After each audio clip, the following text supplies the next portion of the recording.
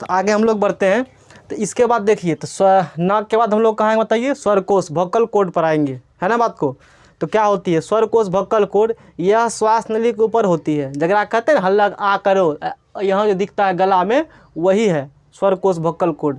वहीं से आवाज़ निकलता है। वोकल कॉर्ड से जब टकराती है एयर तो क्या निकलती है, आवाज़ निकलती है। समझ ली कहानी। कहता है यह श्वास नली के ऊपर होता है। ये आपको श्वास नली ट्रेकिया दिख रहा है ना, सॉरी श्वास नली है, हाँ ट्रेकिया दिख रहा है ना, श्वास नली ट्रेकिया। इस श्वास नली ट्रेकिया के ऊपर में जो दिख रहा है ना, यही है स्वरकोश। ऐसे करके यही क्या है बताइए, यही स्वरकोश वोकल कॉर्ड है। श्वास नली के ऊपर में होती, ध्यान रखिएगा। कहता है यह श्वास नली के ऊपर होता है। इस अंग से वायु टकराती है तब हमारी आवाज़ निकलती है। हम लोग जो बोल पाते हैं ना, हम लोग क्या करते हैं, जब बोल पाते हैं तो आवाज़ नाक से आएगी, मतलब हवा ऐसे आप मतलब सांस लीजिएगा तो इससे वायु क्या होंगे, टकराएंगे, इस वोकल कॉर्ड से टकराएगा, ऐसे करके टक्कर मारेगा और उसी का कारण फिर क्या निकलती है, हम लोग से आवाज़ निकलती है।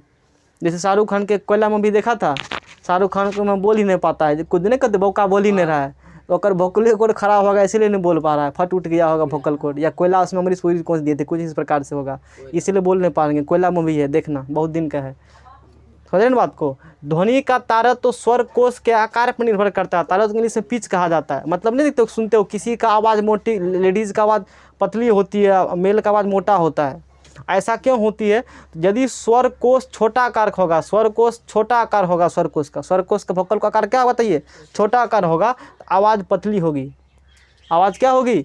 और स्वर कोश यदि बड़ा आकार का होगा तो आवाज़ क्या होगी, भारी होगी। जैसे मेल का आवाज़ होता है मोटा, फीमेल का आवाज़ होती है पतली, क्योंकि मेल का वोकल कॉर्ड का साइज अधिक होती है, फीमेल का कम होती है। ये तीनों पॉइंट सिलेबस में था, फिर मैंने बता दिया, आगे के लिए काम देगा ये। बस खाली आपको एग्जाम इतना ध्यान रखना है, स्वर कोश क्या होती है, यह श्वास नली के ऊपर होती है। वोकल कॉर्ड श्वास नली क्या होती है, ऊपर होती है। इस अंग से जब वायु टकराती है तो हमारी क्या निकलती है, आवाज़ निकलती है। और ध्वनि का तारत तो स्वर कोश का आकार निर्भर करता है। तारत मतलब पीस, ये कहानी ध्यान रखना है। बात समझ रहे हैं कहानी। आगे फिर बढ़ते हैं नेक्स्ट टॉपिक की तरफ। आपको तीसरा है श्वास नली। तीसरा पॉइंट आपका क्या बताइए, श्वास नली इंग्लिश में ट्रैकिया कहा जाता है। इंग्लिश रखना ध्यान में, ट्रोस में कौरसी क्रिया कैसे एग्जाम पूछ देगा। श्वास नली क्या कहता है, इसलिए इंग्लिश बता रहा है। ट्रैकिया क्या होती है, इसे वायु नली भी कहा जाता है। ये ट्रैकिया है, दिख रहा है ना आपको, श्वास नली ट्रैकिया, इसे वायु नली भी कहा जाता है। यही है ट्रैकिया, गले में जो है ना आपको, यही ट्रैकिया है, इसे वायु नली भी कहा जाता है। अच्छा, और क्या होती है, अब देखिए ये हो इस पर देखिए, आपको देखिएगा तो एक हड्डी मिलेगा, दिखा, एक है हड्डी, ऐसे कर गला में करिए सभी लोग, हड्डी दिखेगा, दिखा ना। तो कहता हाइलम उपास्थि, यानी कि हाइलम कार्टिलेज श्वास नली पर रहती है। वो जो हड्डी दिख रहा है ना, उसका नाम यही हाड़का वाला बना है ना, वही है हड्डी, हाइलम उपास्थि। वो क्या बताइए, हाइलम उपास्थि, हाइलम कार्टिलेज श्वास नली को चिपकने नहीं देगा और उसे क्या करती है, सुरक्षा प्रदान करती है। श्वास नली को बढ़िया से रहेगा, अंदर दाबो करेगा तो कोई उतना दिक्कत वाला बात नहीं। हड्डी है नहीं, उसको बचाए रखती है, सटेगा नहीं तो उधर से सांस ले रहे हैं कहीं चिपक गया तो फिर कहेंगे दिक्कत हो जाएगा ना कहानी। मतलब सटके उठ के नहीं, चिपके उठ के नहीं, आप सुरक्षा भी उसे प्रोटेक्शन भी देंगे। तो हाइलम उपास्थि, हाइलम कार्टिलेज श्वास नली पर रहती है, जो सुरक्षा प्रदान करती है। ये जो दिखाई ना हरा वाला, वो हाइलम उपास्थि, हाइलम कार्टिलेज। ये तो श्वास नली होगा काला वाला, उसके ऊपर हरा मतलब ब्लू कलर का जो है, यही हो गया हाइलम उपास्थि। समझ में आएगा सब लोग को। अच्छा, वायु को नाक से फेफड़े तक भेजना, इसका काम क्या है, वायु को नाक से लिया, वायु किससे ले बताइए, नाक से ले वायु को, और ये क्या करेंगे, वायु को नाक से लेंगे और कहाँ भेज देंगे। ये जो आपको दिख रहा है दो बॉक्स, ये फेफड़ा आपका लंग्स है, ये दो क्या दिख रहा है, ये भी लंग्स, ये भी लंग्स है। जो इसमें है सेम पार्ट इसमें होते हैं, समझने के लिए एक पार्ट में बनाइए, आप चाहो तो दोनों पार्ट बना सकते हो, जरूरी नहीं है।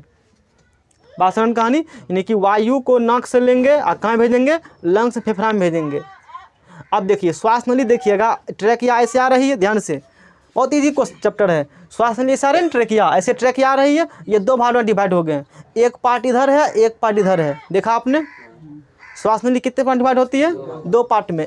श्वास नली ऐसे आ रही है मेन, एक पार्ट इस लंग्स में, एक पार्ट दूसरा, मतलब दो व्यक्ति के पास दो फेफड़ा, दो लंग्स होते हैं, एक लंग्स आपका ये, दूसरा लंग्स आपका ये है, दिख रहा है ना आपके पास कितना लंग्स बताइए, दो फेफड़ा, एक लेफ्ट में एक राइट में फेफड़ा होते हैं, है ना। तो एक ट्रैकिया जो एक पार्ट इधर गया, एक पार्ट इधर गया, तो फिर इसका कुछ अलग नाम दीजिएगा। इसका नाम दिया गया, चूंकि श्वास नली है तो इसे कह देंगे श्वसनी। ट्रैकिया इसे कह देते हैं ब्रोंकाई, श्वसनी कह देते हैं। तो एयर श्वास नली से कहाँ गया, ट्रैकिया से एयर कहाँ गया, ब्रोंकाई में।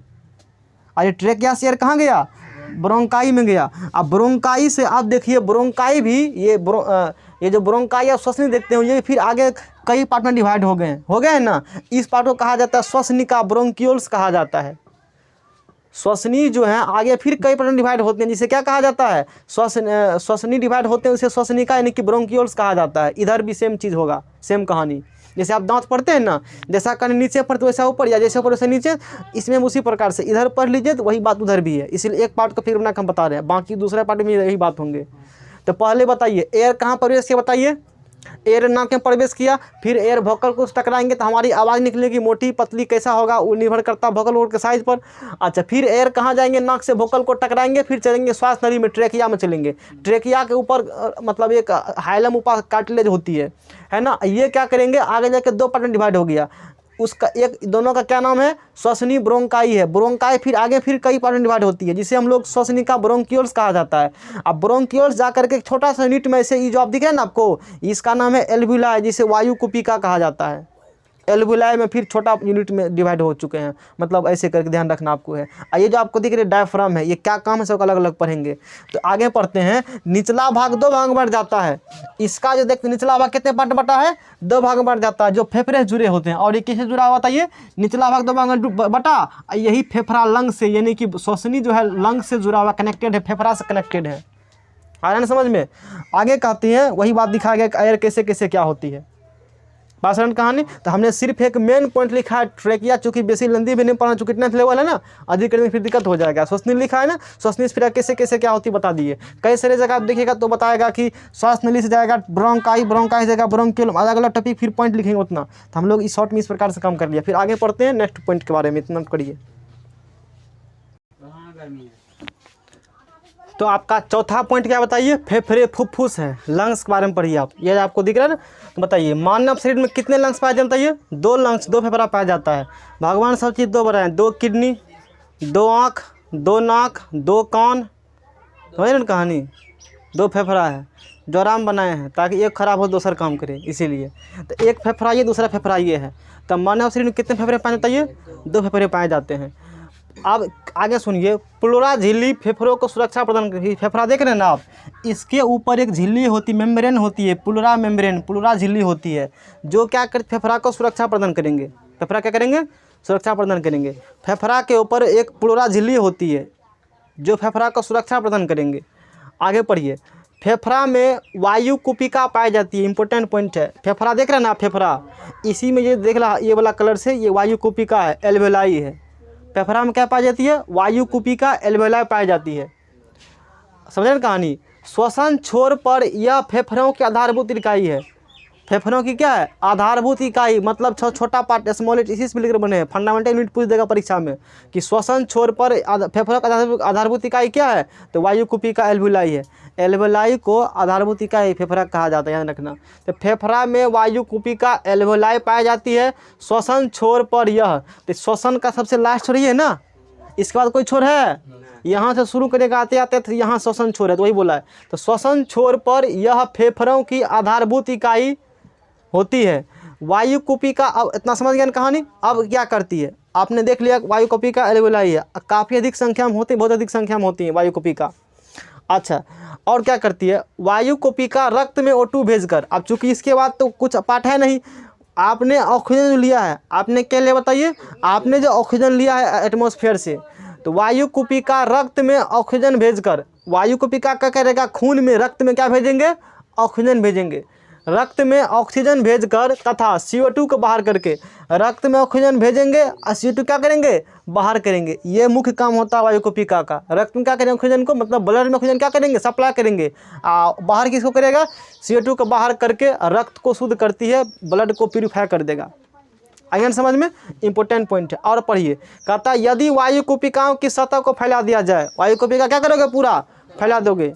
यदि वायु कुपिका, मतलब कुपिकाओं को हो, वायु कुपिका को यदि कुपिकाओं की सतह को फैला दिया जाए तो यह लगभग 80 मीटर स्क्वायर,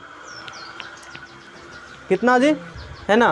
तो कहता है यदि कुपिकाओं की सतह को फैला दिया जाए, कुपिका की सतह क्या करता है, ये फैला देंगे। ये कुपिका दिख रहा है ना आपको, इसको यदि फैला दीजिएगा तो 80 मीटर स्क्वायर, कितना बताइए, 80 मीटर स्क्वायर क्षेत्र ढक लेगी। 80 मीटर कितना अधिक होता है, नहीं सोचिए, 80 मीटर स्क्वायर, समझ रहे ना बात को, बहुत अधिक 80 मीटर स्क्वायर हो गया। इतना क्षेत्र को ढक लेगी, इतना बड़ा क्षेत्रफल मतलब सतह इसका हो जाएगा कुपिकाओं का, एल्वेओलाई का। और ये काफ़ी अधिक संख्या में होते हैं, बहुत अधिक संख्या में होते हैं, तब न इतना बड़ा क्षेत्र ढक लिया है, ये ध्यान रखना है।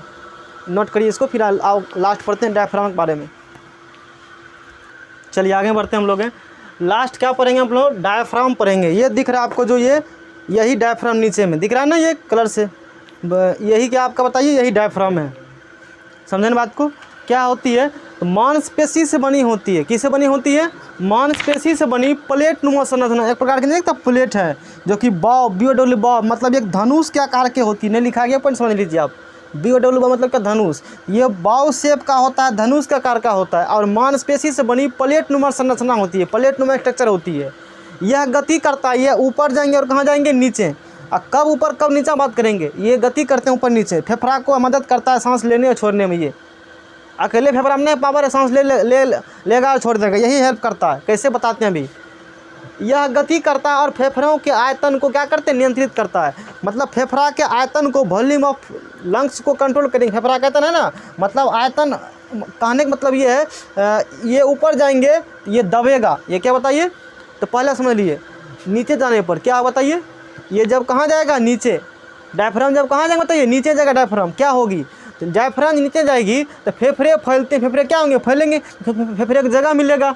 डायफ्राम जब नीचे जाएगी फेफड़े क्या होगा? फैलेगा, इसको जगह मिलेगा तो फैलेगा, और फैलेगा तो आयतन क्या होगा? जगह इसका बढ़ जाएगा, वॉल्यूम बढ़ जाएगा, और वायु इसमें प्रवेश करते हैं। वायु क्या करते हैं? कैसे? जैसे सांस लीजिए, लेते सांस, तो सांस लिया तो डायफ्राम कहाँ गया बताइए? नीचे। डायफ्राम कहाँ गया?